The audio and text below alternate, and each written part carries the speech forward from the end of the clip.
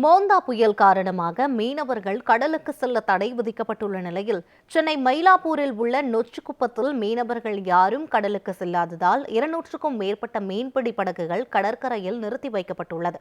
இதுகுறித்து மயிலை மீனவர் சங்க முன்னாள் துணைத் தலைவர் பாரதியிடம் நமது செய்தியாளர் ஹரீஷ் நடத்திய கலந்துரையாடலை தற்போது காணலாம். மோந்தா புயல் எதிரொலியாக 9 துறைமுகங்களுக்கு 2ஆம் கட்டை அபாயம் எச்சரிக்கை அறிவிக்கப்பட்டிருக்கிறது. அந்த நிலையில் பார்த்தோம் என்றால் தமிழகம், புதுவை, காரைக்கால், ஆந்திரா, ஒடிசா இருக்கக்கூடிய அனைத்து மீனவர்களும் கடலுக்கு செல்ல தடை விதிக்கப்பட்டிருக்க நிலையில் தற்பொழுது நாம் நின்று கொண்டு இருக்கும் மயிலாப்பூர் நொச்சிக்குப்பம் பகுதியில் நின்று கொண்டிருக்கும். இந்த பகுதியிலும் சுமார் 200க்கும் மேற்பட்ட படகுகள் அனைத்தும் கரையில் நிறுத்தி வைக்கப்பட்டிருக்கிறது. இந்த பகுதியில் இருக்கக்கூடிய மீனவர்கள் எவரும் கடலுக்கு செல்லவில்லை.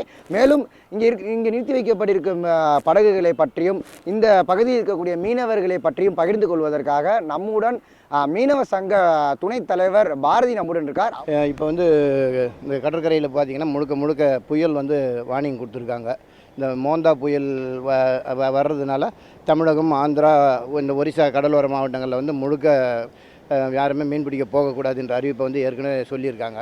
அதன் அடிப்படையில் பார்த்திங்கன்னா இப்போ நாம் இருக்கிறது மயிலாப்பூர் நொச்சிக்குப்பம். இங்கே வந்து கிட்டத்தட்ட ஒரு 200க்கும் மேற்பட்ட பைப்பர் படகுகள் வந்து மீன்பிடி தொழிலில் ஈடுபடுது. இவங்க அனௌன்ஸ் பண்ணதுலேருந்து யாரும் மீன் பிடிக்க போகாமல் எல்லாருமே கரையில் இருக்கோம்.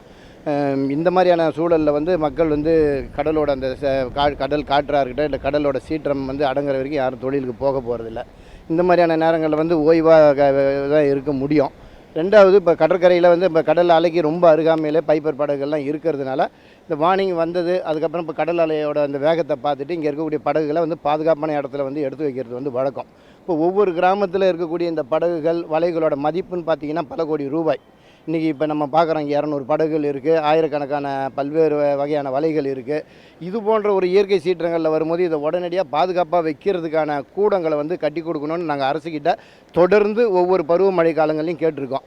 சுனாமின்ற ஒரு மிகப்பெரிய பேரழிவிலேருந்து நாம் என்னத்தை கற்றுக்கணும்? குறைஞ்சபட்சம் மீனவ மக்களோட அந்த அவங்களோட முதலீடுன்றது இந்த படகுகளும் வலைகளும் தான். இது கோடிக்கணக்கான ரூபாய் இருக்கிற இந்த இதுங்களில் இந்த மாதிரியான இயற்கை சீற்றங்களில் வந்து பாதுகாப்பாக வைக்கணும் என்ற கோரிக்கை வந்து அரசுக்கிட்ட கொடுத்துருக்கோம். பாதுகாப்பாக இருங்க, கடலுக்கு போகாதீங்கன்னு சொல்கிறாங்களே தவிர நம்ம இப்போ கடலுக்கு போக வேண்டியதில் பாதுகாப்பாக இருக்க போகிறோம். ஆனால் நம்மளோட முதலீடுன்னு பார்க்குறது முழுக்க இந்த கோடிக்கணக்கான ரூபாய் வேலை தான். இப்போ நம்ம பார்த்துருப்போம், ஒவ்வொரு இன்ஜினும் பார்த்திங்கன்னா அழகாக மூடி இருக்குது, எந்த அளவுக்கு கட்டி இருக்குன்னு பார்ப்போம். ஆனால் கடல் காற்று, ஒரு புயல் காற்று ஏதாவது அடிச்சுதுன்னு பார்த்தீங்கன்னா கடற்கரையில் இருக்கிற ஒட்டுமொத்த மண்ணும் இப்படி மூடி இருக்கக்கூடிய இந்த இன்ஜினுக்குள்ளேயே போய் அந்த மணல் வந்து உள்ளே பூந்துக்குச்சுன்னா மறுபடியும் அது உடனடியாக நம்ம மீன்பிடி தொழிலுக்கு போக முடியாத ஒரு சூழல் வரும். அதை மறுபடியும் அதை சரி செஞ்ச பிறகு தான் கொண்டு போகணும். இப்போ இந்த மாதிரியான காலகட்டங்களில் கடற்கரையில் மீனவர்களுக்கு பாதுகாப்பாக இந்த மீன்பிடி வலைகளையும் இந்த மாதிரி இயந்திரங்களையும் பாதுகாப்பாக வைக்கிறதுக்கான கூடங்களை வந்து ஒவ்வொரு கிராமத்திலையும் பண்ணி கொடுக்கணும் அப்படின்றத வந்து அரசுக்கிட்ட நம்ம தொடர்ந்து கேட்டுக்கிட்டு இருக்கோம்.